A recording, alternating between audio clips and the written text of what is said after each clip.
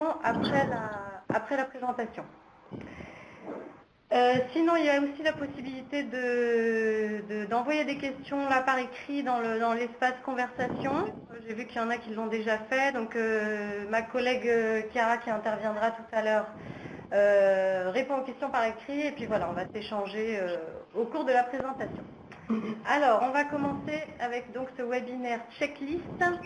Alors, première chose, petit rappel ici de qui nous sommes, hein, donc le point de contact national FET, qui est donc composé de gens de différentes institutions. Je vous laisserai regarder, vous avez le lien Twitter pour nous suivre, notre adresse mail générique, et puis l'abonnement à la lettre d'information. Et aujourd'hui, c'est donc moi, Mariama Cotran de l'Université de Versailles Saint-Quentin en Yvelines, Chiara Molinelli de l'Université de Lille et éventuellement Mathieu Girard de l'ANR. Je ne sais pas si vous le verrez, mais il est là, si besoin. Voilà. Alors, le programme du webinaire. Donc l'idée n'est pas de vous réexpliquer tout ce qu'est FET Open, parce que normalement, si vous participez à ce webinaire, c'est que vous comptez soumettre un projet dans 2 semaines, a priori, que donc vous êtes déjà bien au fait des généralités, en tout cas sur le programme. Donc là, l'idée, c'est d'être bien plus pratique et donc de vous faire un petit rappel de l'esprit FET Open, mais pour que vous puissiez revérifier avec votre candidature au point où elle en est aujourd'hui, si vous êtes bien dans l'esprit FET Open. Ensuite, Chiara vous fera un petit peu de détails sur les points d'attention de la candidature. Là, encore une fois, on ne reviendra pas sur chaque partie dans le détail, parce que ce serait trop long, ça mériterait un atelier en présentiel aussi, mais donc sur des petits points d'attention et aussi sur des questions que certains d'entre vous ont déjà posées par mail. On verra ensuite donc quels sont les critères d'évaluation et comment se déroule une évaluation FET Open, parce que c'est assez particulier par rapport à d'autres programmes. On vous fera un petit retour sur les rapports d'évaluation qu'on a pu voir et sur des conseils de personnes qui ont vu leur projet financé. Et on fera donc à la fin une petite checklist finale qui, on espère, vous aidera à soumettre votre projet sans qu'il manque d'éléments importants. Alors, pour ce qui est de l'esprit FET Open, donc vous le savez, le programme FET se trouve dans le pilier excellence scientifique du programme Horizon 2020. Et donc, l'idée est de financer de la recherche amont. C'est en gros ce pourquoi est fait le pilier excellence scientifique. La particularité de FET Open, c'est que là, c'est de la recherche qui se concentre sur, comme son nom l'indique, des technologies futures, donc sur des nouvelles technologies. Et donc l'idée est de coupler les nouvelles connaissances, la science et les nouvelles technologies pour aboutir à des technologies donc radicalement nouvelles avec des résultats de projets qui ne sont pas forcément applicables dans l'immédiat, c'est-à-dire que c'est un programme qui a une vision long terme. Alors, vous l'avez vu, le programme FET Open est blanc. Il n'y a donc aucune thématique imposée, et je le répète parce que c'est une question qu'on nous pose régulièrement, il n'y a vraiment pas de priorité thématique qui serait cachée ou qui ne serait pas ouvertement exprimée par la commission. C'est vraiment un programme ouvert. Et donc, vous l'avez vu dans le programme de travail, la seule définition des projets FET Open, en fait, ce sont les fameux gatekeepers. Donc, je voulais mais donc vision radicale, rupture technologique et puis recherche interdisciplinaire ambitieuse. Alors l'impact, on a voulu revenir un petit peu là-dessus parce que c'est un élément important et parfois oublié dans ces projets-là. Donc ce que vous avez en haut en bleu, là, c'est ce qui est écrit dans le programme de travail. Et donc l'impact attendu, le expected impact, c'est de contribuer à la fondation d'une nouvelle technologie future. Donc les mots fondation ou base, si vous voulez, et futur sont importants ici. On parle encore une fois de long terme. Le potentiel d'impact sociétal ou économique, là encore, le mot potentiel est important, c'est-à-dire qu'il ne s'agit pas forcément d'avoir des résultats qui auraient un impact immédiat, mais par contre, il faut envisager le potentiel d'impact sur le long terme. Et il s'agit aussi, alors c'est quelque chose qui a été plus mis en valeur dans FET Open avec ce programme 2018-2020 par rapport à avant, le souhait de renforcer la capacité de recherche en Europe par la participation d'acteurs clés. Alors, ce que la Commission met derrière ces acteurs clés, c'est donc des jeunes chercheurs excellents, des PME high-tech et des nouveaux participants au programme FET. Donc, on vous a fait un petit rappel en dessous là, de l'échelle de maturation technologique, l'échelle TRL, pour vous situer un petit peu FET dans tout ça, même si la Commission ne le fait pas, donc ce n'est pas une consigne officielle, disons, mais ce qu'on dit en général sur les programmes FET, c'est que c'est la fameuse vision radicale, la vision long terme serait le TRL 9, donc avec une nouvelle technologie sur le marché. Donc ça, c'est vraiment la fameuse vision long terme. Mais le contenu en lui-même de votre projet devrait en théorie concerner les TRL quelque part entre 1 et 4. Alors après, ça peut être 1, 3, 2, 4, peu importe, ça dépend des projets et c'est variable. Mais l'idée donc du programme FET Open, c'est de financer la recherche qui aboutirait à une preuve de concept, voire à une technologie validée en laboratoire. On n'est pas encore dans la recherche, disons, en milieu industriel. L'idée donc de faire participer des jeunes chercheurs, des PME, au projet, ce serait que ces fameux acteurs clés puissent reprendre les résultats de votre projet, alors ça peut être vous, ça peut être d'autres, et ensuite fassent avancer les bases de cette nouvelle technologie vers les niveaux TRL supérieurs via d'autres programmes. Voilà. C'est l'idée de cette participation. Alors, on en vient tout de suite aux infos un peu pratiques. On a souvent des questions sur la durée des projets. Donc, en termes d'éligibilité, c'est 36 à 60 mois. Il me semble qu'il est même possible de faire 24, mais très honnêtement, il n'y a jamais eu de projet de 24 mois. Donc, ce qu'on voit le plus souvent, c'est des projets de 36, 42 ou 48 mois. Il y a eu quelques projets à 60 mois, un ou deux de mémoire. C'est assez rare, mais ça n'est pas interdit. Pour ce qui est du montant, donc c'est le texte de l'appel à projet dit 3 millions d'euros par consortium, mais alors c'est une question qu'on a reçue aussi, les montants différents ne sont pas exclus, c'est-à-dire qu'il est possible de proposer moins ou plus. Il y a des projets qui ont été financés avec 3 millions 2, 3 millions 3, donc il n'y a pas de montant qui serait éliminatoire. Par contre, il est évident que, bon, à une époque, les projets FET Open pouvaient aller jusqu'à 4 millions.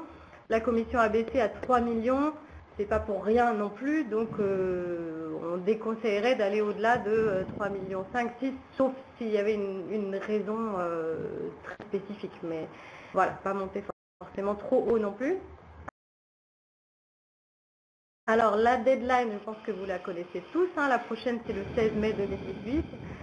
Avec un budget de 123,7 millions d'euros, donc c'est plus qu'aux appels précédents. Hein. Vous voyez avec le petit graphique à droite que le budget FET Open augmente de manière significative depuis 2015, hein, qui a été une année compliquée pour FET.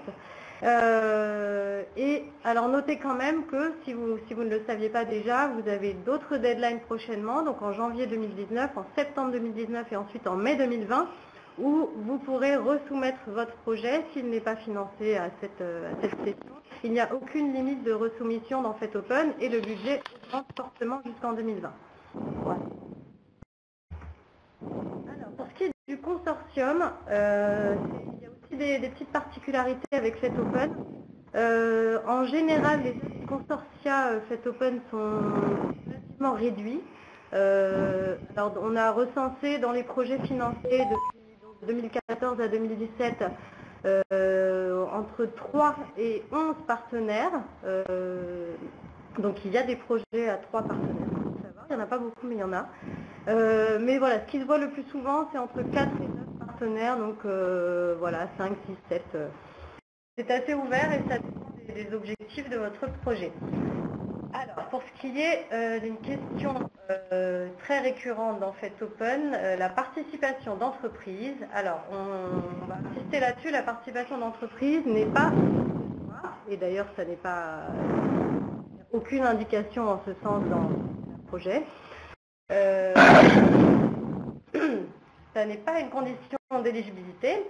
Et les consortia Fête Open sont en général majoritairement académiques. Dans la quasi-totalité des projets qu'on voit, la grande majorité des partenaires sont académiques. Mais, voilà, je vais maintenant mettre une nuance qui est importante.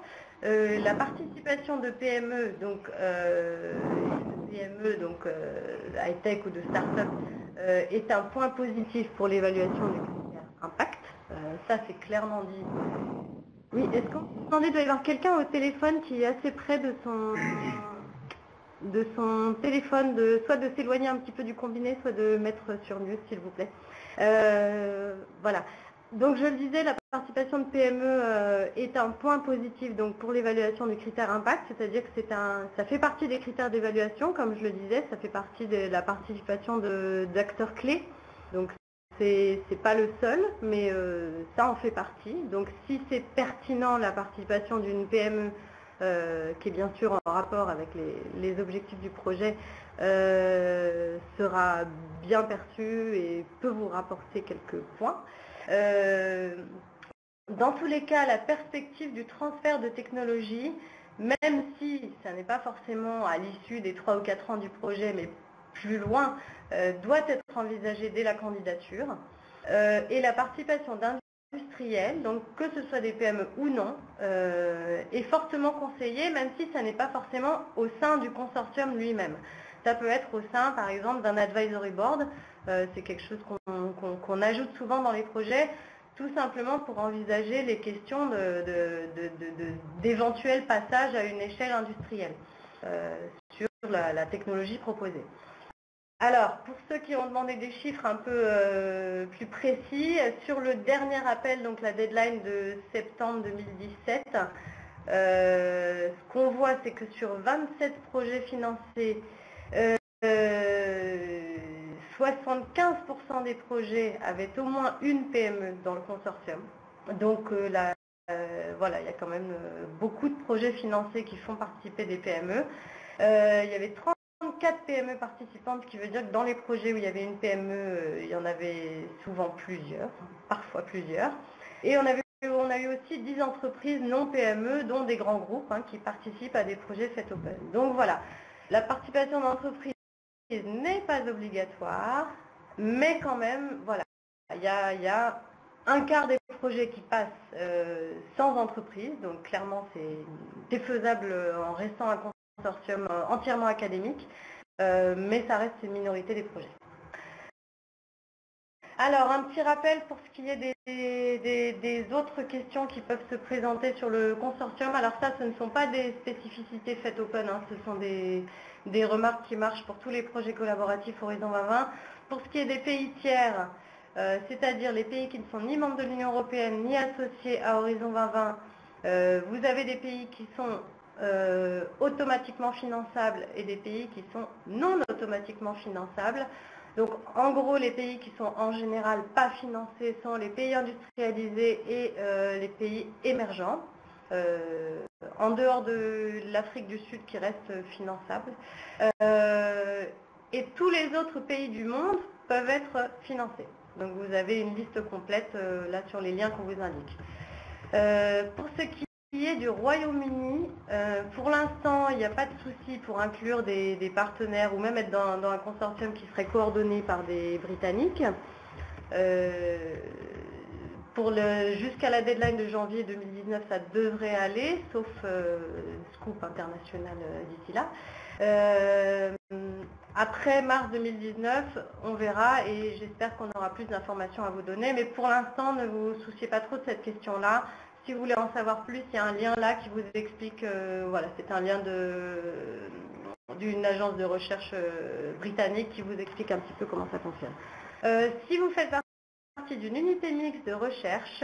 Nous vous invitons à vous renseigner auprès de votre administration parce qu'il n'y a pas de règles sur la tutelle qui porte le projet. Il n'y a pas de règles au niveau national.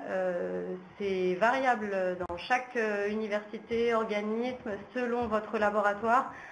Donc si ça n'est pas déjà fait, nous vous invitons fortement à prendre contact avec votre administration parce que la question des tutelles se pose. Donc vous ne pourrez pas déposer le projet en ligne correctement si vous ne savez pas quelle tutelle va gérer votre projet. Donc ça, c'est à voir tout de suite. Sachez que, voilà, on y reviendra, il est possible d'inclure plusieurs tutelles à des niveaux différents. Mais en tout cas, il faut le définir dès maintenant si ça n'est pas déjà fait. Alors, je vais donc passer la parole maintenant à Chiara pour en venir au dur, donc la candidature. Voilà. Bonjour à toutes et à tous. Donc, on arrive effectivement au point d'attention concernant la candidature.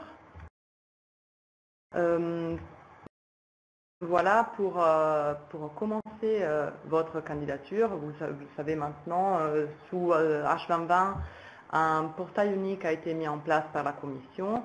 Le lien est indiqué en haut à droite de la diapo ici. C'est le Participant Portal. Quand vous vous connectez au lien, vous allez tomber sur cette page où vous pouvez aller chercher les Funding Opportunities, les opportunités de financement. Pour sélectionner les opportunités de financement relatives au fait, vous pouvez cliquer, cocher la case entourée par un cercle orange au milieu de la page et vous allez pouvoir sélectionner le programme FET qui est en bas à droite et qui est mis en évidence dans la diapo. Nous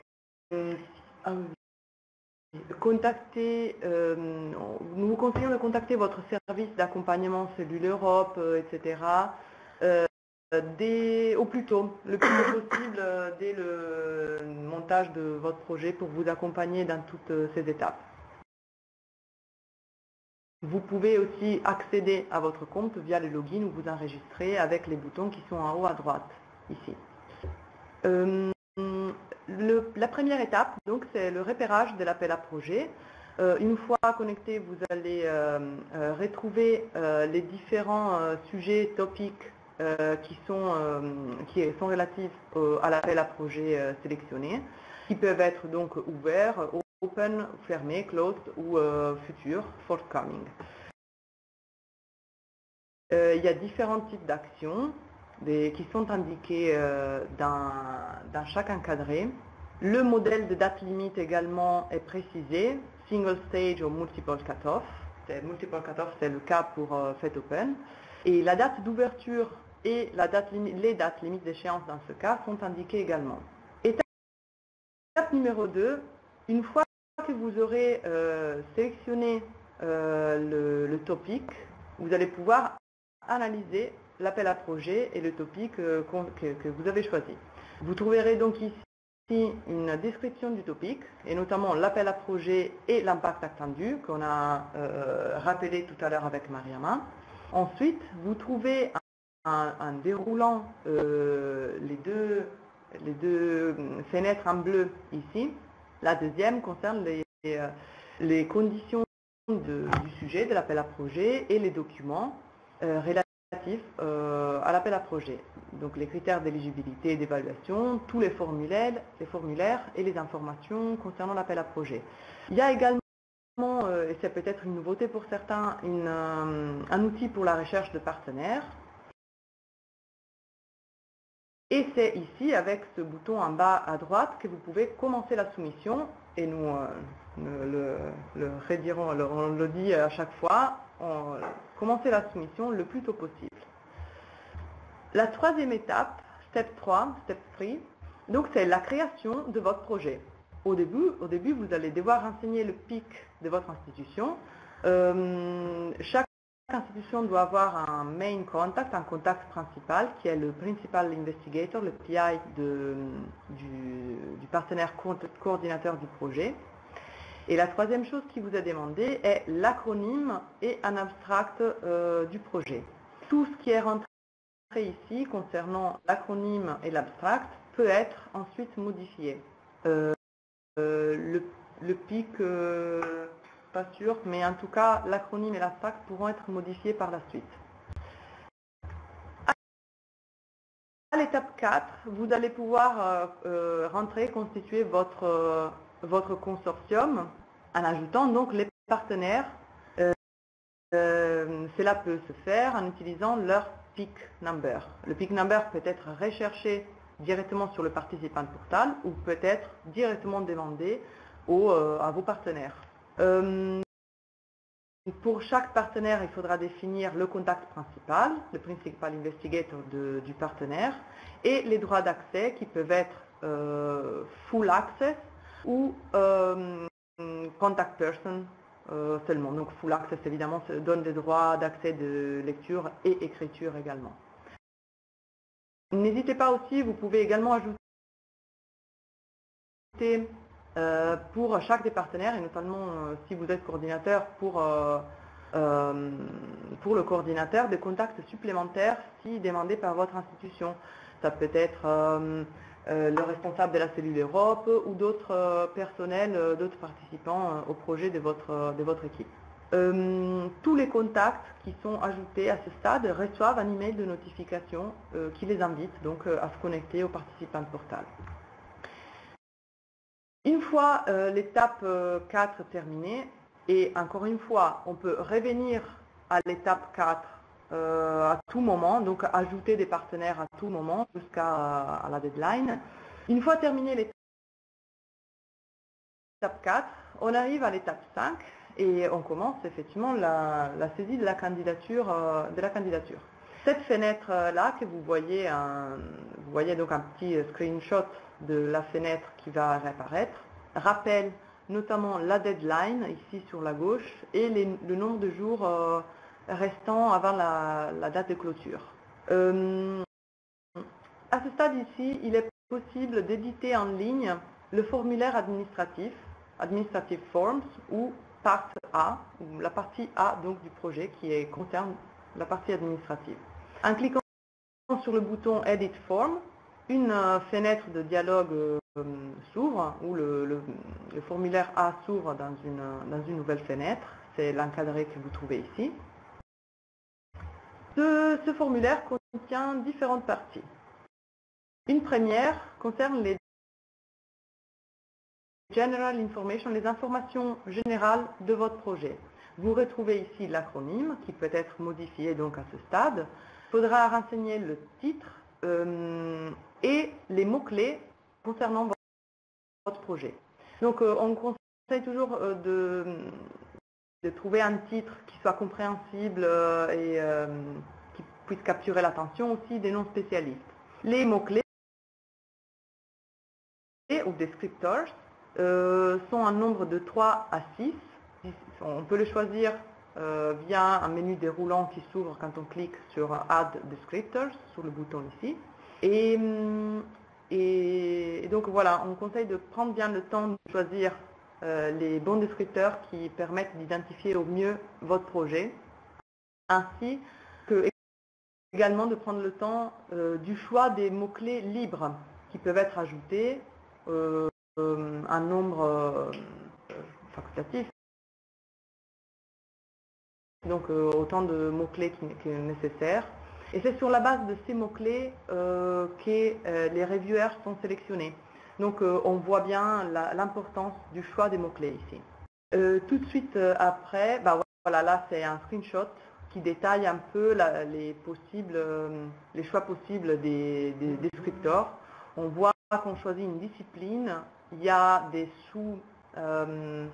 sous-onglets qui s'ouvrent pour chaque discipline, sub-discipline, et ensuite on peut choisir le descripteur concernant discipline et sous-discipline choisies. Je disais le deuxième point très important de cette première partie des informations générales du projet concerne l'abstract. Donc l'abstract est la première impression qu'on donne aux reviewers. Donc il faut qu'il soit très soigné, très bien écrit, qu'il soit clair, dynamique, punchy. On retrouve souvent cet adjectif pour décrire un abstract qui est percutant. Maximum de 1000 caractères. Faites rêver. Donc, dans l'abstract, c'est la carte, la présentation de votre projet. Ici, nous avons ajouté le lien vers les abstracts des projets financés pour éventuellement vous inspirer ou avoir un référentiel des abstracts.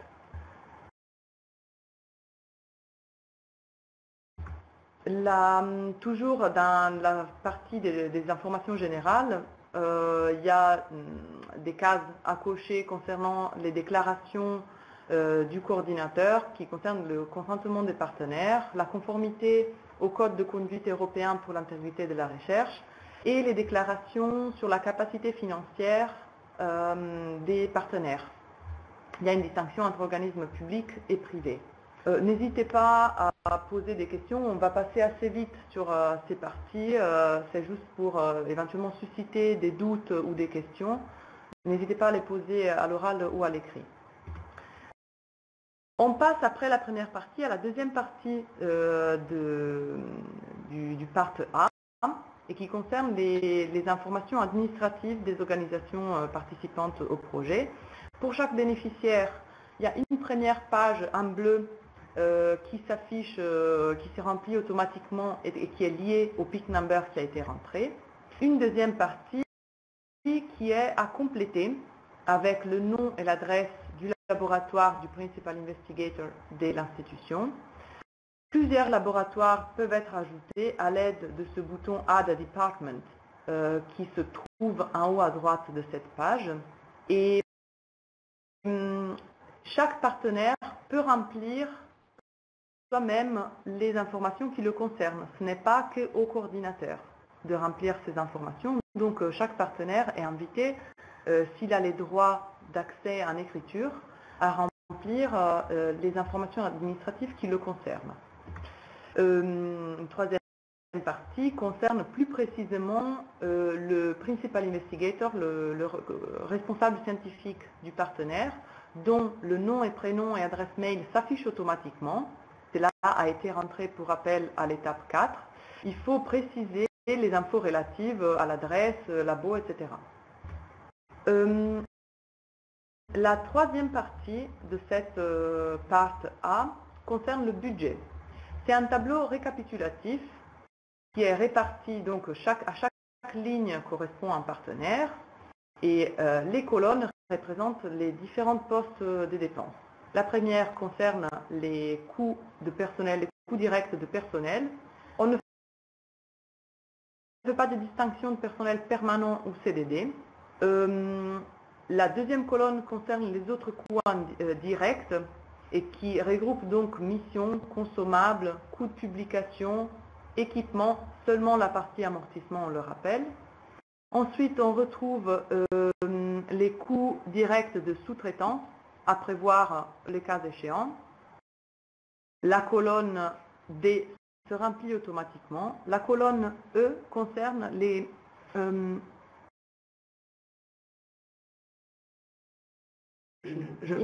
C'est une question à part. Oui, c'est une question à part, on va pas la traiter.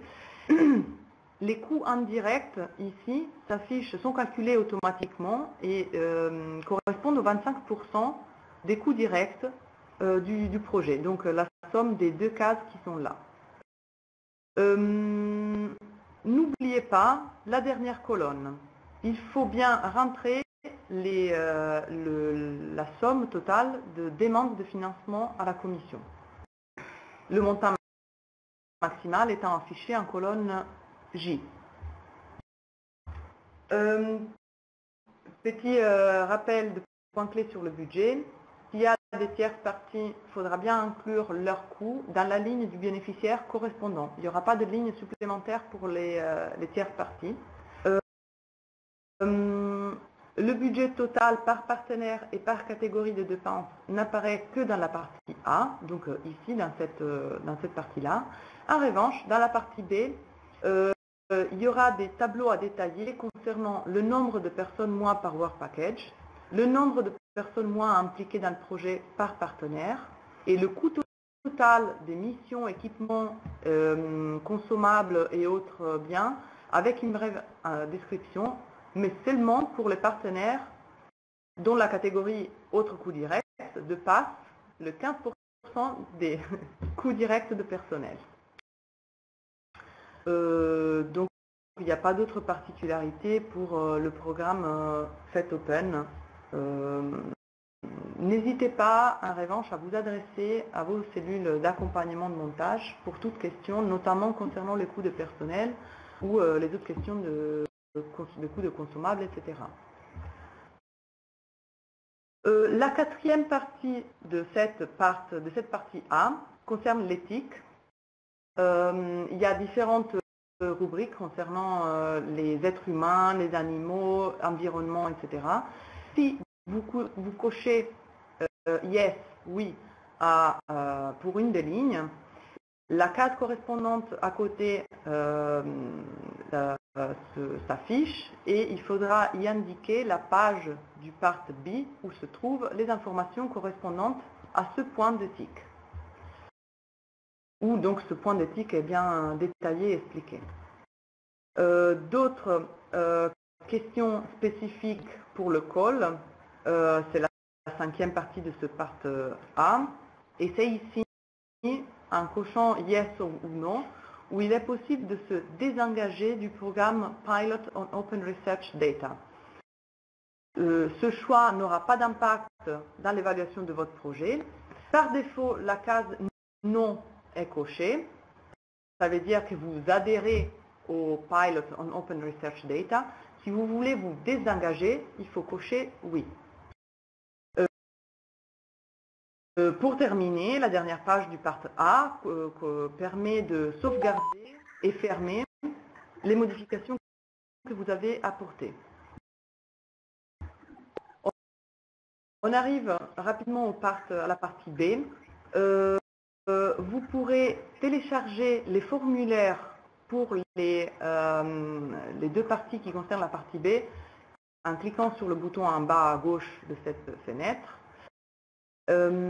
Les sections de 1 à 3 et le fichier avec les sections de 4 à 5 pourront être téléchargés ici en format PDF via donc cette fenêtre de dialogue. N'oubliez pas de toujours bien respecter les instructions qui apparaissent dans les formulaires. Quand vous téléchargez les formulaires, vous allez voir, toutes les informations apparaissent section par section. Rapidement un rappel, il y a un maximum 15 pages pour ce qui concerne le fichier des sections 1 à 3, 100 pages de couverture, tout inclus, donc y compris figures, tableaux, etc. Maximum 15 pages.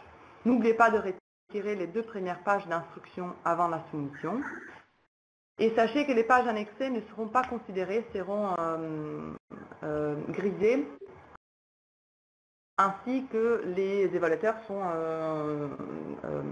ne doivent pas, donc on leur indique de ne pas considérer les liens qui apparaissent dans cette partie-là, dans les sections 1 à 3. On conseille de mettre l'acronyme de la proposition en pied de page de chaque page de la proposition. Il y a une référence pour la police, pour le corps de cette partie B, section 1 à 3. Pour des personnes travaillant sous ambiant Windows, c'est Times New Roman. Sous Apple, c'est Times ou Times New Roman, etc. L'utilisation d'une police différente est déconseillée. Taille de la police, 11 points minimum, interligne simple au minimum. Les éléments de texte autres que le corps peuvent différer, mais doivent rester lisibles. Donc peuvent avoir une taille de police un petit peu plus petite, mais n'allez pas en deçà de 9 ou 10, je dirais. Format de page, bien sûr, A4. Les marges, 15 mm minimum pour chaque marge à haut, gauche, droite et bas.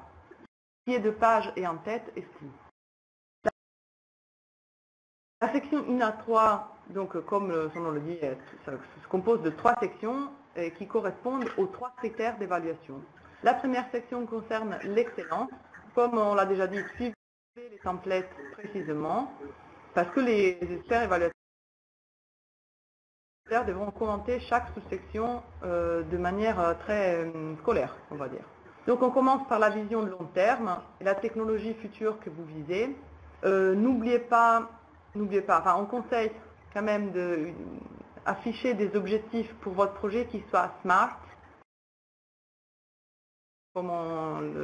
C'est un acronyme souvent utilisé pour dire que les objectifs doivent être spécifiques, mesurables, achievable, donc atteignables, réalistiques et timely, donc doivent avoir un timing précis pour le dérouler et pour atteindre ces objectifs. La méthodologie sera rapidement abordée.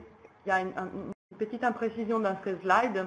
Le détail de la méthodologie arrivera plutôt dans la section 3, mais cela n'empêche effectivement que la méthodologie du projet est abordée déjà dès la section 1. N'hésitez pas à utiliser des schémas, des images, des diagrammes, etc. pour faciliter la compréhension de votre projet. Et soyez concis, parce que la partie implémentation, donc la section 3, prendra beaucoup de place, vous allez le voir. La section 2 concerne l'impact. Soyez spécifique, utilisez donc des indicateurs et des cibles pour votre projet qui soient quantifiables et qui puissent être mesurés par la commission et évalués par les évaluateurs. Pour ce qui concerne la participation des jeunes chercheurs excellents, il n'y a pas de définition précise pour revenir sur une question qui se pose souvent et qui a été posée par mail. Il n'y a pas de définition précise, donc c'est un peu laissé à votre appréciation. S'il y a peu de jeunes chercheurs dans le consortium, vaudra mieux peut-être, sera bien peut-être de mettre l'accent sur la formation des jeunes chercheurs en tant qu'objectif. Après, jeunes chercheurs, je pense que c'est un concept qui varie énormément de domaine à domaine, de thématique, et c'est pour ça qu'il n'y a pas d'indication précise et arrêtée. Le plan de diffusion, donc un draft, un plan de diffusion et d'exploitation des résultats doit être inséré dans cette section-là, et cela représente une condition d'admissibilité du projet. Une question qui revient souvent pour cette partie impact, c'est la différence entre communication et dissémination. Donc, les actions de communication qui concernent votre projet commencent dès le début du projet même et concernent les activités du projet, quels que soient les résultats. Donc, un site internet, des vidéos, communication via les réseaux sociaux, etc. sont un peu, disons, indépendants des résultats obtenus dans le cadre du projet. En revanche, pour ce qui concerne la dissémination, là, il s'agit plutôt de la diffusion des résultats de votre projet. Et donc, là aussi, l'éventail d'actions possibles est large, mais ça peut aller effectivement de la protection des résultats, transfert de technologie, donc brevets, publication, tests, etc. C'est des éléments que nous conseillons d'aborder dans cette section. Donc, pour la communication et la dissémination, l'objet et les cibles sont différentes. La troisième section concerne l'implémentation, donc la mise en œuvre, l'organisation du projet et son plan de travail. C'est ici que les work packages vont être détaillés, les livrables vont être listés et aussi les détails pour ce qui concerne les périodes de reporting. Et évidemment, les livrables, il faut être précis, mais lister seulement les livrables que vous pouvez réaliser parce que les livrables, comme leur nom l'indique, doivent être réalisés. Voilà. Une question qui se pose toujours, c'est ce que c'est un milestone, la différence avec des livrables. Donc, la milestone, c'est une étape clé dans votre projet. Aussi, le conseil, c'est de ne pas mettre trop de milestones dans votre projet. C'est pour faire au plus simple, pour garder la gestion de votre projet simple. N'oubliez pas aussi les work packages non scientifiques ou non techniques, tels que le work package management ou un work package ou des tâches au moins concernant la diffusion et l'exploitation des résultats, ainsi que la communication de votre projet. Le Data Management Plan devra être un livrable pour votre projet si vous participez au Pilot on Open Research Data. C'est ce qu'on a vu dans la partie 5 du part A, la case qu'on a cochée pour le Pilot on Open Research Data. PERT ou Gantt chart sont à ce stade-là, c'est disons, le déroulé dans le temps de votre projet qui doit rester le plus lisible possible et doit aussi vous aider, vous, surtout si vous êtes coordinateur pour la gestion de votre projet. Remarque, comme on l'a dit tout à l'heure, dans la section 3.4 se trouvent les tableaux nombre de personnes, mois et autres coûts directs pour les participants dont les coûts directs dépassent les 15% de coûts de personnel. C'est ici qu'on détaille certaines parties du budget qu'on avait retrouvé tout à l'heure dans le part A. On arrive au deuxième document technique du part B. Ce deuxième document technique du part B concerne les sections 4 et 5. Pour ce document-là, il n'y a pas de limite de nombre de pages. Attention à ne pas essayer de contourner la limite de pages des sections 1 à 3 en mettant dans le document des sections 4 et 5 des informations qui seraient relatives aux sections 1 à 3. Ça pourrait être mal perçu par les évaluateurs. Donc la section 4 permet de décrire chaque participant. Donc il y a une description de l'entité légale, CV des responsables, maximum 5 publications, maximum 5 projets ou autres activités pertinents au projet que vous soumettez et une description des infrastructures et des équipements permanents. Il y aura un petit tableau également pour les tierces parties, le cas échéant. La section 5 concerne l'éthique et la sécurité et notamment il faudra ici détailler tous les informations relatives aux les points d'éthique soulevés et que vous aurez éventuellement coché dans le part A. C'est à ces pages-là qu'il faudra faire référence. Voilà pour les points d'attention techniques sur la candidature. Je repasse la parole à Mariama pour ce qui concerne l'évaluation et les synthèses. Merci Cara. Alors, l'évaluation. Donc, on va revenir sur les critères. Je vais essayer de ne pas aller trop vite, mais quand même d'avancer un peu pour qu'il nous reste du temps pour vos questions. Alors, j'avance. Alors, les critères d'évaluation, vous les trouvez sur le portail du participant, on vous les rappelle là. Alors, je ne les détaille pas, mais ce qu'il faut retenir, c'est qu'ils ont un petit peu évolué pour 2018-2020.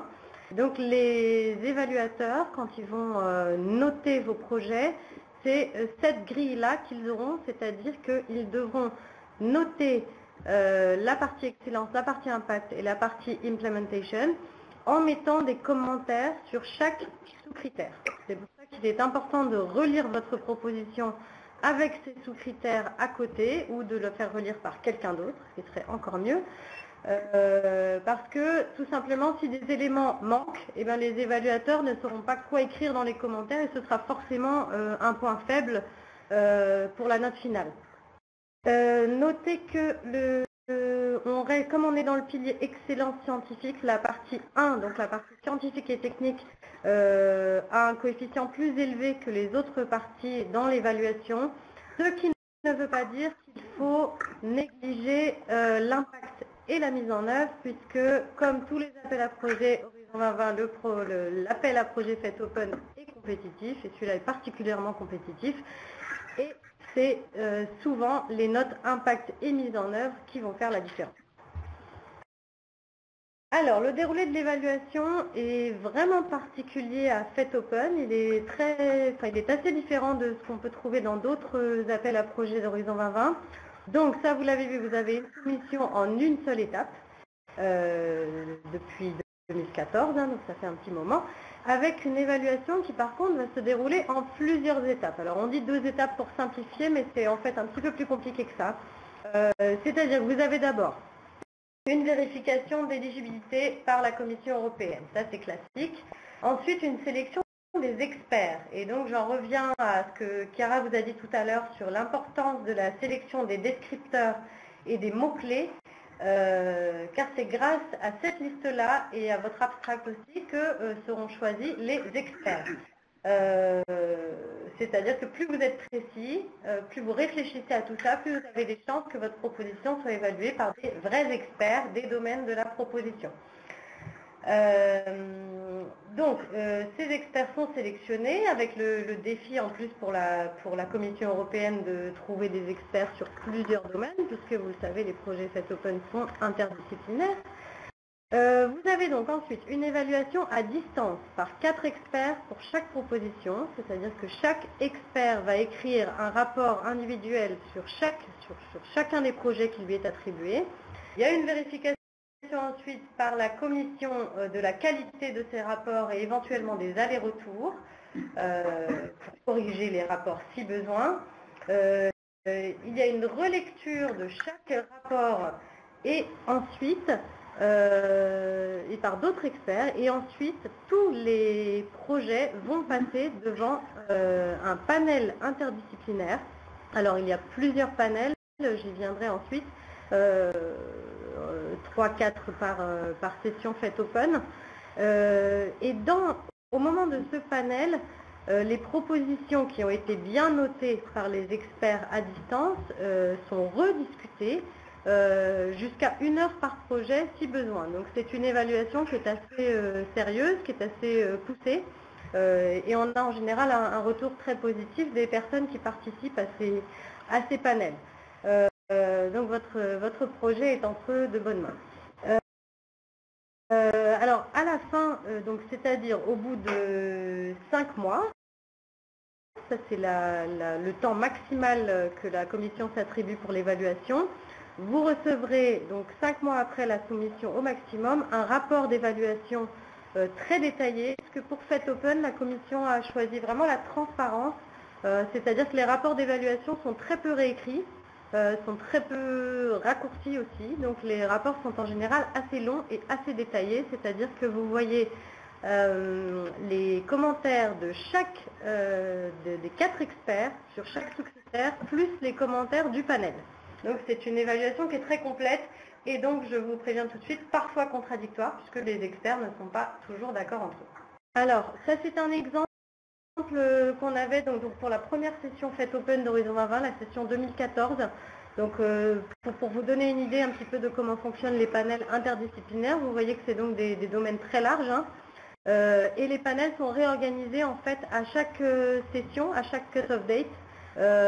Donc ça c'était une session en 2014, ça peut être différent pour cet appel 2016, mais en gros voilà, la commission regroupe les panels par grands domaines interdisciplinaires selon les propositions qui sont soumises, donc ça varie. Alors,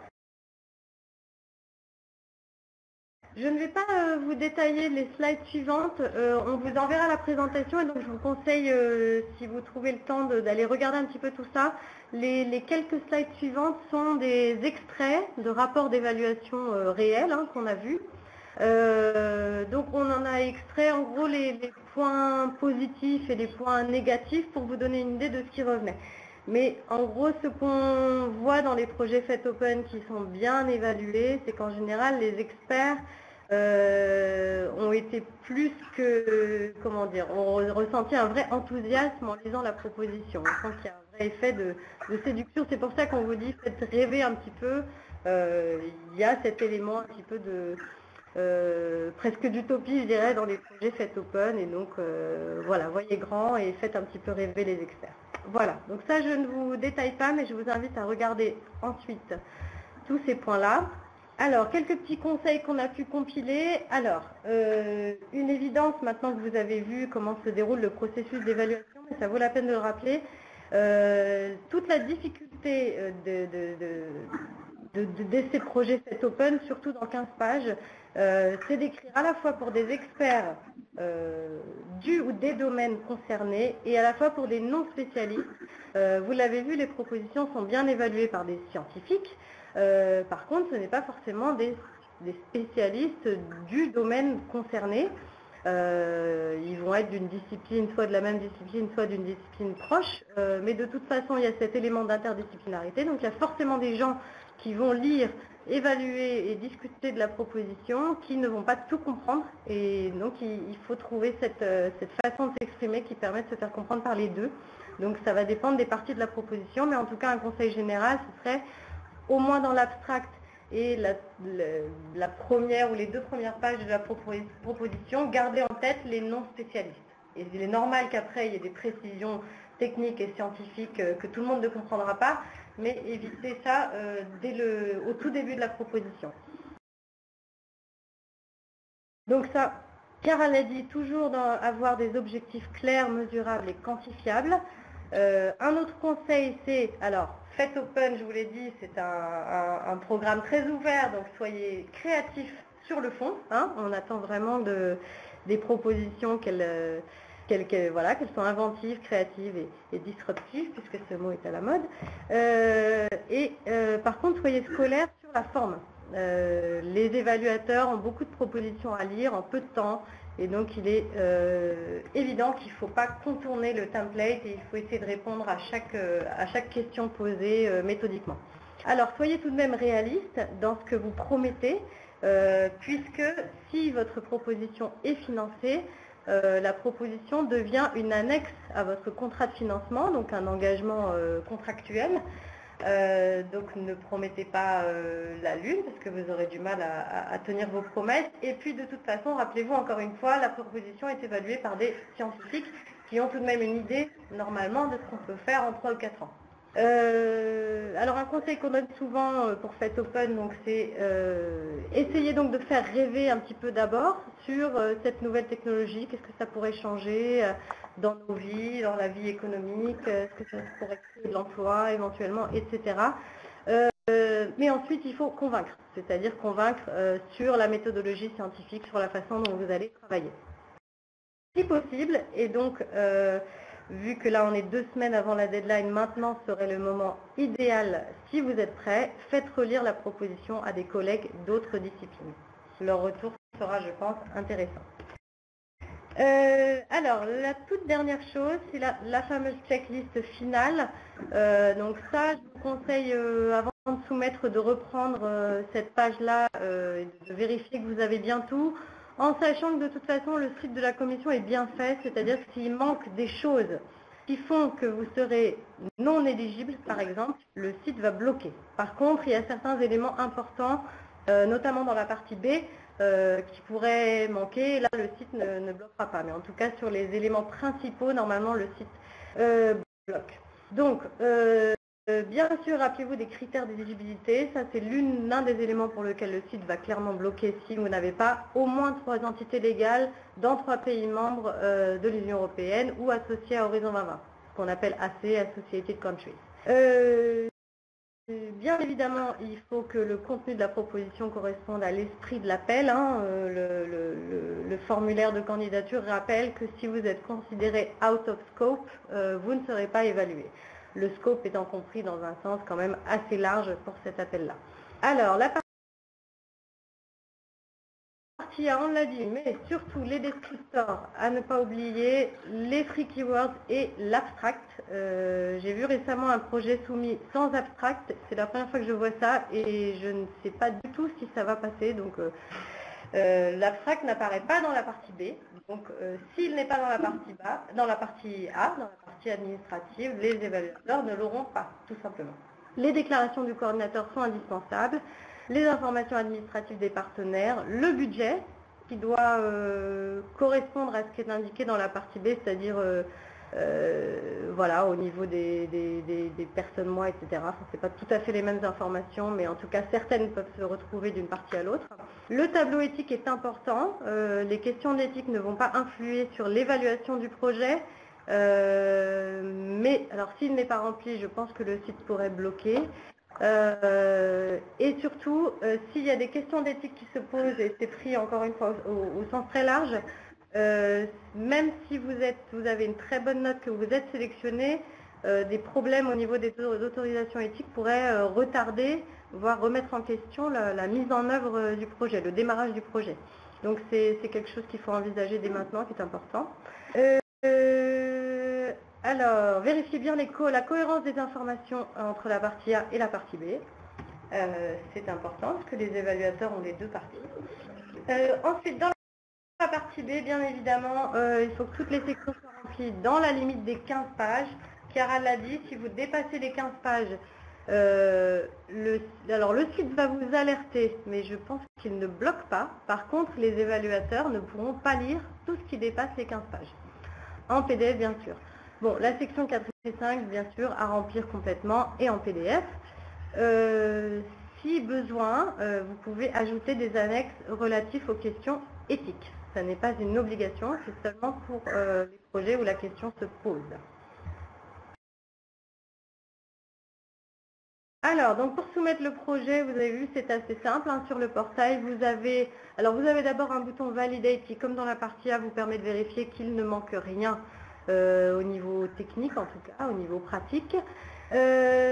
Ensuite, alors, notez pour la partie B que on vous conseille fortement de mettre une version, même si elle n'est pas tout à fait finale de votre projet, même si vous voulez encore vérifier quelques éléments, parce que vous pouvez à tout moment avant la deadline écraser cette version et en remettre une plus corrigée, plus récente.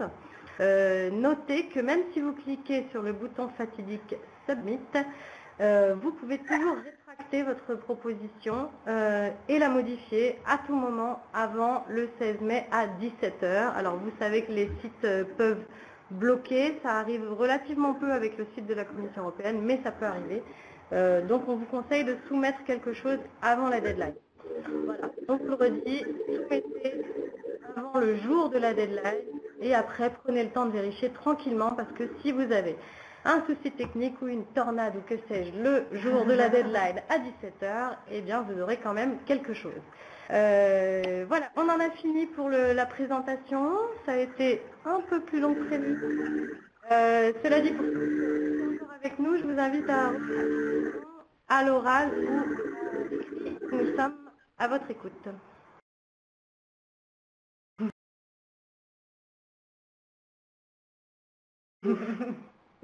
N'hésitez pas à mettre maintenant le son et à intervenir à l'oral aussi. Hein. Tout à l'heure, on vous a invité à couper le son dans un souci de technique pour que tout le monde puisse bien nous entendre.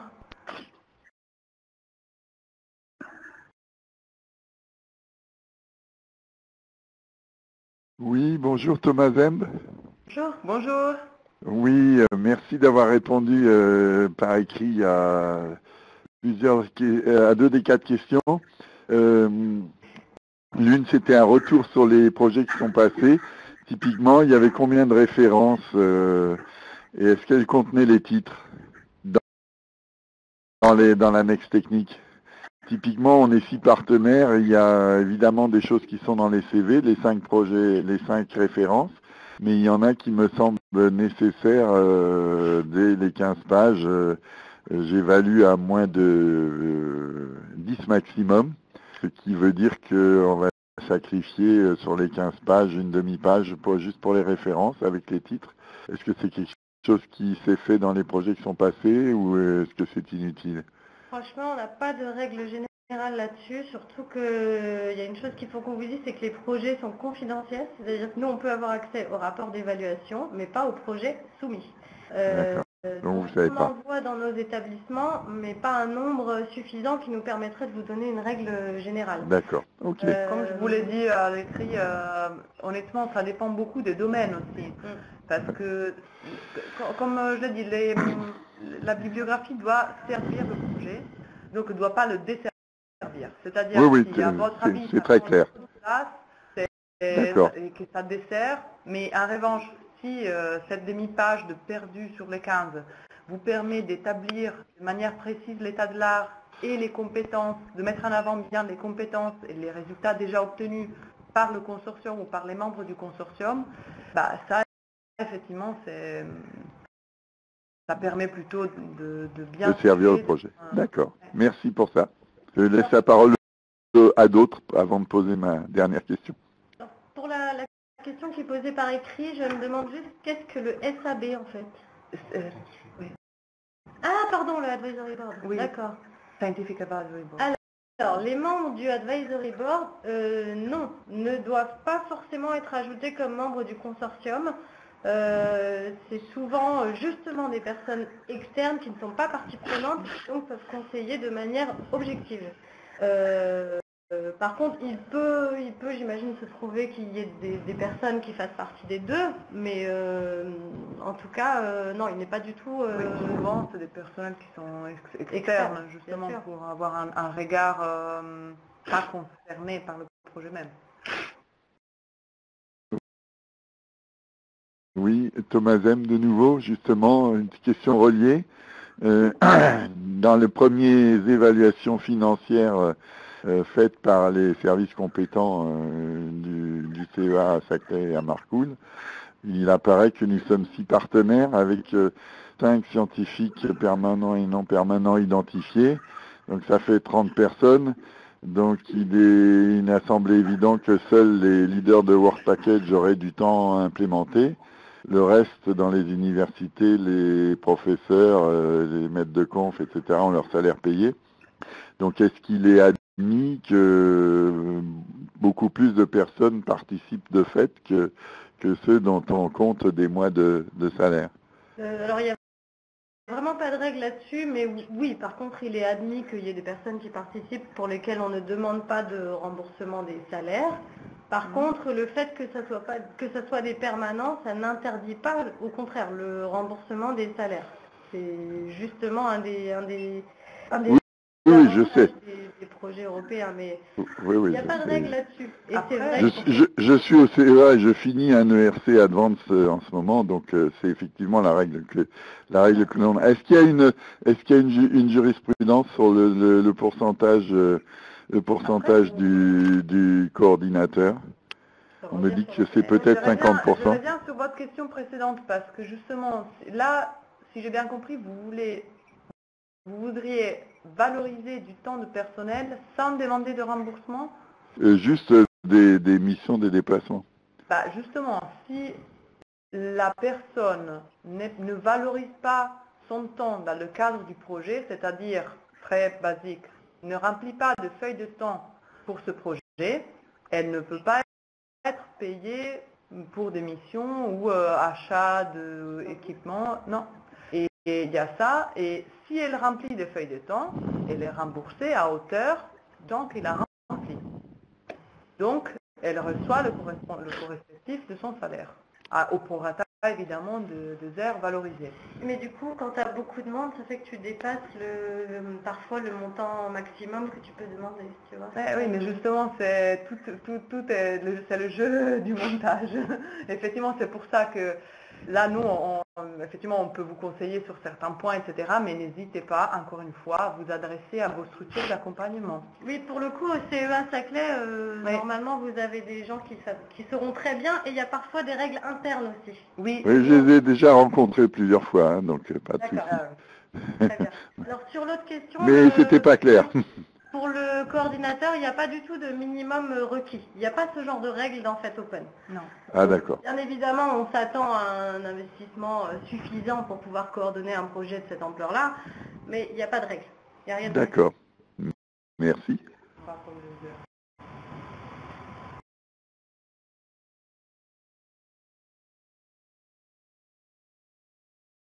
On est 25, je ne voudrais pas monopoliser. J'ai encore des questions en réserve. Il y a quelqu'un qui est en train d'écrire, peut-être. Ah, je profite juste pour rappeler que donc, ce webinaire est enregistré et sera disponible pour réécouter ou le revoir. Effectivement, aussi la présentation sera en ligne. Et donc, vous pourrez y revenir et revenir à l'adresse pcn-recherche.gouv.fr pour nous poser toutes les questions. Monsieur Zemb, allez-y, j'ai l'impression que... Alors je rebondis sur la question et sur la demande de précision de Chiara. Une TPE, donc typiquement on va mettre en œuvre des appareils des dispositifs de séparation avancés partir de jus d'insectes, d'algues et de choses comme ça. Typiquement, la façon dont ça se fait à l'étranger, comme sur Marcoule, c'est qu'il y a des petites entreprises qui sont capables de trouver le personnel pour pouvoir faire des essais techniques sur des appareils. C'est des choses qui durent un certain nombre de mois et de jours, pour lesquels la procédure classique dans les organismes de trouver un postdoc ou un CDD est totalement inopérante et inefficace. Donc on va avoir en fait, je ne vois pas d'intérêt à ce que ces sociétés soient des partenaires. Par contre, c'est typiquement un sous-traitant tierce partie, si j'ai bien compris, Oui. dans ce cas de figure. Et à ce moment-là, vous aviez tout à l'heure dans votre description précise du budget, dans quel cas faut-il mettre cela? Donc, s'il est sous-traitant pour votre partenaire, Oui. le budget correspondant donc à l'embauche d'une personne voilà. des coûts de Un contrat, ça sera un contrat de service en fait. Ok. Mais donc la personne sera recrutée par le sous-traitant. Oui. Ah, là c'est un peu plus compliqué peut-être parce qu'effectivement les coûts de sous-traitance c'est donc déjà n'oubliez pas, il ne faut pas préciser dans le part B les sous-traitants, donc les noms des entreprises ou d'autres... oui, ça. Ça c'est les règles des marchés publics, etc. Premier point. Deuxième point, normalement une sous-traitance, comme c'est une prestation de service, de quelque sorte, c'est disons un coût qui est un prix, voilà, qui comprend donc la main-d'œuvre, les consommables, les activités et tout ça. Donc, de prévoir l'embauche pour un... Non, on prévoit pas du tout l'embauche. Hein. On se met d'accord avec la société, on dit pour 30 000 euros, pouvez-vous nous faire ce truc en 3 mois? Et après, ils se débrouillent. Donc le détail après de ce prix-là n'apparaîtra pas dans votre proposition. Vous direz juste dans la partie 4.2, il me semble, enfin dans la partie A, vous mettrez les 30 000 euros de la sous-traitance, avec éventuellement d'autres prestations. Et dans la partie 4.2, il y a un petit tableau. Attendez, dans la partie 4.2, oui. Il y a il y a un petit tableau sur les third parties. Ah oui, d'accord. La première question, c'est est-ce que vous comptez sous-traiter certaines tâches? Donc là, vous mettez oui. Et vous précisez quelles tâches. Par contre, voilà, comme Caral disait, là, vous ne dites pas quelle entreprise le fera, puisqu'a priori, c'est ouvert. Sauf si vraiment il y a un monopole sur un truc très précis. Donc, on a actuellement identifié trois sociétés d'une vingtaine de personnes qui font ça depuis 10 ans systématiquement, en Allemagne, à Regensburg et à Marcoule. À Turin, ça ne se fait pas. Des sociétés ont été identifiées, mais sans forcément préciser le nom des sociétés, sauf si vraiment, voilà, s'il s'agit de quelque chose de très particulier qui peut ajouter de la crédibilité à votre proposition, éventuellement oui, mais voilà, dans ce cas-là, il vaut mieux en citer plusieurs, effectivement. Voilà, donc j'ai compris dans le tableau 4.2, et ça se trouve dans les consommables ou les investissements des partenaires? Dans le tableau général. Alors c'est le tableau des third parties. C'est pas le tableau du budget. Mais les third parties, quelque part, il doit se retrouver dans le budget qui doit tenir dans les 3 millions? Oui, ça c'est la partie subcontracting. Ah d'accord. Ok, donc je le mets là-dedans. Je veux pas monopoliser la parole, c'est clair. Si j'ai encore des problèmes, je vous redemande. Mais je crois que c'est clair. D'accord. Alors attendez, il y avait une autre question, mais je crois qu'on a répondu pour les sous-traitants la question. C'est celle-là. C'est celle-là. Monsieur Franconi, peut-on avoir une PME comme sous-traitant et comment la faire apparaître? Donc je veux dire, même réponse. Oui. On peut avoir une PME comme sous-traitant, mais a priori, on ne va pas préciser son nom dès la candidature, sauf exception. Et comment la faire apparaître? Je le disais, donc on va faire apparaître un chiffre dans le budget sur la sous-traitance. Et ensuite, on va définir, l'important en fait n'est pas à qui vous allez sous-traiter, mais qu'est-ce que vous allez sous-traiter. Donc il va falloir dire quelle tâche va être sous-traitée et pourquoi. Alors, oui. Question, oui. Le salaire des CDD est-il défini par l'Europe? Non, pas du tout. C'est vraiment chaque bénéficiaire de chiffrer ses coûts de personnel. On parle ici de coûts réels, il n'y a pas de coûts forfaitaires, sauf pour les coûts indirects. Exactement. D'où l'intérêt effectivement de connaître au plus précis, via les services administratifs de votre organisme, ces coûts, les coûts des CDD. Je pense qu'on va garder encore peut-être 5 minutes de questions et après on va clore le webinaire, donc allez-y.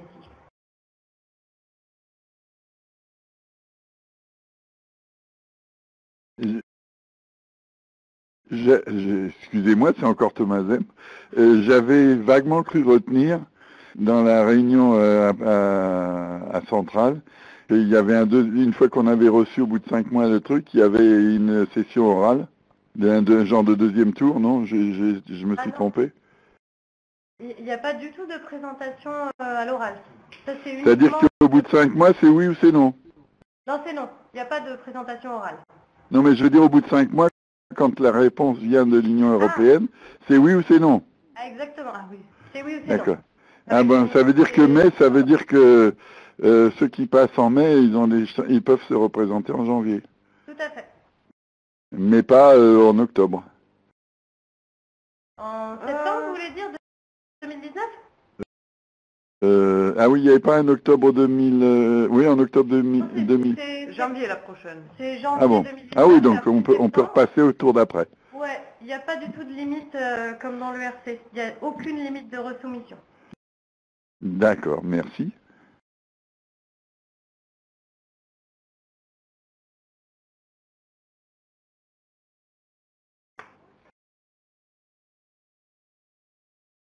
Alors, faut-il définir dans le projet le nombre de CDD qui vont être embauchés? Alors ça, c'est assez libre en fait, c'est-à-dire que dans le budget, vous mettrez un montant. Ensuite, dans la partie implementation et participants, je dirais, ça dépend un petit peu comment on présente les choses. Vous n'êtes pas obligé de détailler. Ça dépend en fait, ça dépend. Comment tu répondrais à ça? Bah, honnêtement, si la question, je dirais qu'il faut être au plus près de ce qu'on va faire. C'est-à-dire, vous savez, chaque partenaire sait s'il souhaite plutôt embaucher par exemple un thésard pendant 3 ans ou un postdoc pendant 2 ans, etc. Cela dit, si on prévoit par exemple l'embauche d'un thésard pendant 3 ans, on prévoit environ, on va dire, 5 000 €. Mais on n'arrive pas à embaucher un thésard assez rapidement. On se rabat donc sur un jeune postdoc parce qu'on dit, bon, effectivement, les tâches à accomplir sont quand même assez intéressantes pour un postdoc aussi. On a besoin d'une expertise qui est, ou par exemple, ça se trouve, on a besoin d'une expertise qui est un peu supérieure à celle qu'un thésard peut fournir. Donc, effectivement, on peut utiliser les 5 000 € prévus pour les 3 ans de thèse pour, par exemple, 2 ans de postdoc. Effectivement, de même, une personne en CD ou 2 postdocs d'1 an. Donc là, ce serait 2 fois 2 personnes en CDD. Il y a une certaine marge de liberté, je dirais. Mais ce qui veut dire que par contre, vous, quand vous faites votre budget, vous devez savoir assez précisément ce que vous voulez faire. Effectivement, ma réponse n'était pas claire. Par contre, dans la présentation du projet, ce niveau de détail n'est pas demandé. C'est-à-dire que c'est à vous de voir si vous voulez donner ce niveau de détail ou pas. Voilà. Comment peut-on déclarer la construction de prototypes équipements? C'est-à-dire déclaration d'invention, déclaration de brevet, quelque chose de vraiment officiel ou Est-ce que c'est par rapport au coût? Oui, voilà, exactement. Est-ce que c'est par rapport au budget ou par rapport à la propriété intellectuelle ou par rapport aux objectifs du projet, peut-être? Oui, je ne sais pas.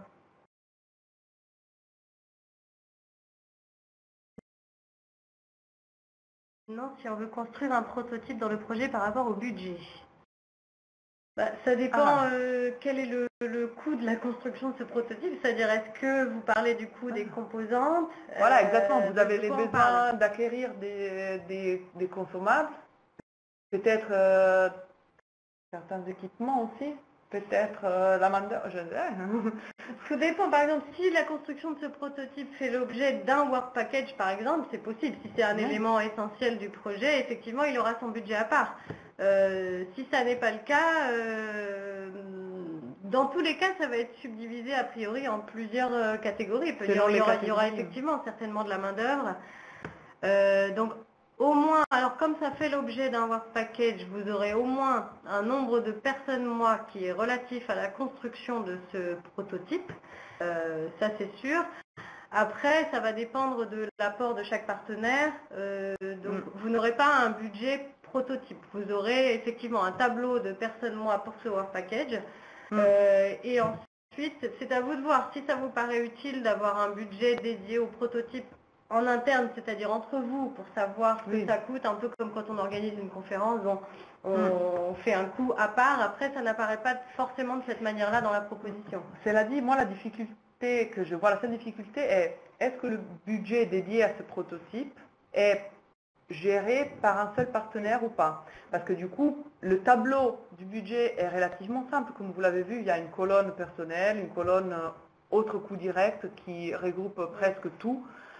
Mais du coup, à part la valorisation ou le personnel, tout va aller à peu près dans cette deuxième case. En revanche, il y a plusieurs lignes de pour chaque partenaire. Donc, si jamais le budget du prototype est pris en charge par un seul partenaire, probablement le budget pour ce partenaire sera supérieur au budget des autres partenaires. Il vaut mieux peut-être préciser juste une ligne ou deux dans la section 3 du pourquoi justifier bien cette répartition du budget pour bien préciser que donc il y a un partenaire avec un budget plus important parce que voilà, c'est lui qui est en charge, le leader pour la réalisation du prototypage. D'autres personnels contribuent, par exemple pour les autres partenaires. En revanche, tous les coûts de consommables, etc. sont attribués, pris en charge par ce partenaire-là, qui justifie un budget plus important. Et vous avez quand même une certaine liberté dans la manière dont vous présentez les choses, en dehors des tableaux de personnes mois, je dirais. Donc c'est aussi à vous de voir la manière la plus claire de présenter les choses. Et vous venez de quel établissement, organisme, entreprise, si c'est pas indiscret?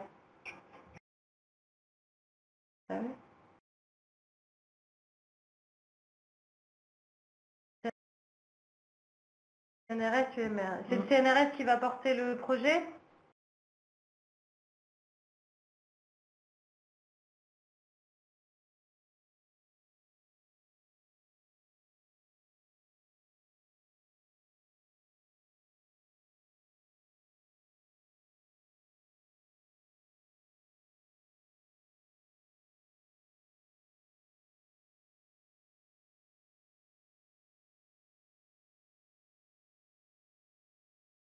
D'accord, vous avez l'aide d'un ingénieur projet Europe. Donc normalement, l'ingénieur devrait pouvoir vous aider à construire ce budget. Si ça n'est pas le cas, il fera appel aussi à d'autres services au CNRS. Et c'est pareil, au CNRS, il y a aussi des règles internes. Donc, à voir avec l'ingénieur. Mais a priori, si vous avez un ingénieur projet Europe, c'est le CNRS qui va porter. Hein. C'est pas... Je pense que c'est plus une option de changer à ce stade. Voilà.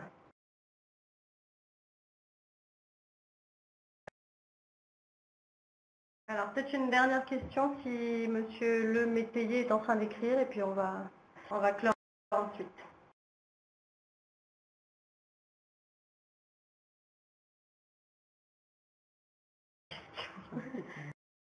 Oui, c'est bon.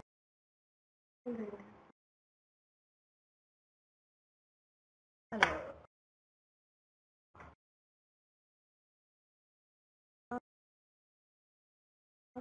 Les équipements éventuels nécessaires à la construction d'un prototype peuvent être remboursés à 100% si destruction en fin de projet. Et il n'y a pas de point d'interrogation là. Oui, alors je mettrai quand même un tout petit bémol, hein, c'est que les durées d'amortissement, c'est pas vous qui les décidez, c'est les établissements qui les votent en conseil d'administration. Donc il y a des il y a certains types d'équipements qui parfois sont amortissables sur 10 ans, par exemple, dans tel établissement. Si c'est comme ça, vous ne pourrez pas couper à cette règle. Après, c'est détruit. Si c'est détruit, pour l'amortissement, franchement, voyez avec vos établissements, parce que alors c'est toujours, c'est toujours une question sensible. La commission s'auto-contredit parfois sur certaines choses dans les audits, dans les retours d'audit qu'on a. Oui. Donc c'est aux établissements de fixer des règles internes. Donc clairement, voyez avec vos services, agences comptables, etc. C'est pas une question simple. Et c'est effectivement pour être le plus cohérent possible en cas d'audit. Donc c'est ça qui surtout va être privilégié, c'est la cohérence et le respect des règles internes pour l'amortissement. Voilà, bon, disons que ça, c'est des questions importantes si votre projet est financé, c'est pour la gestion. Sur l'évaluation, ce qui est important, c'est d'être à peu près réaliste. Voilà, parce que c'est vrai que dans l'évaluation du critère mise en œuvre, implementation, les experts regardent quand même ce que vous mettez dans vos budgets et dans vos petits tableaux de justificatifs. Donc s'il y a un équipement à un prix, disons, improbable, voilà, ils vont le remarquer et faire un commentaire. Bon, après, vous vous doutez que ça n'est pas le point principal de l'évaluation. Par contre, je dirais, faites attention à ce que vous mettez dans les personnes mois, parce que ça, c'est souvent commenté par les experts. C'est-à-dire que la répartition des tâches, voilà, le nombre de personnes, moi, je ne parle pas du montant des coûts de personnel. Là. Oui. Ça, c'est important. Après, juste une dernière remarque concernant les équipements. N'oubliez pas qu'en France, notamment, les personnels permanents qui sont valorisés sont remboursés au prorata de leur implication fournie et déclarée via les feuilles de temps. Ce remboursement est du beurre dans les épinards, comme on pourrait le dire. Donc peut être utilisé par exemple pour certains achats qui pourraient être plus difficilement justifiables à cause de l'amortissement par exemple. Voilà, oui. Et donc c'est là où la technicité du montage, etc. peut être plus compliquée. Et ça peut être utile, voilà, d'en discuter explicitement avec les cellules Europe ou les cellules d'accompagnement au montage pour optimiser justement ce montage de budget pour votre projet. Voilà, donc à moins que vous ayez une dernière question tout à fait pressante, on va pouvoir clore le webinaire. Et puis voilà, la session a été enregistrée, donc tout ça on va vous envoyer d'ici assez rapidement, d'ici quelques jours maximum, le lien pour revoir la présentation et télécharger le diaporama. Et puis on est jusqu'au 16 mai disponible par mail ou au téléphone pour vos dernières questions. Au revoir. Bonne journée, bon courage.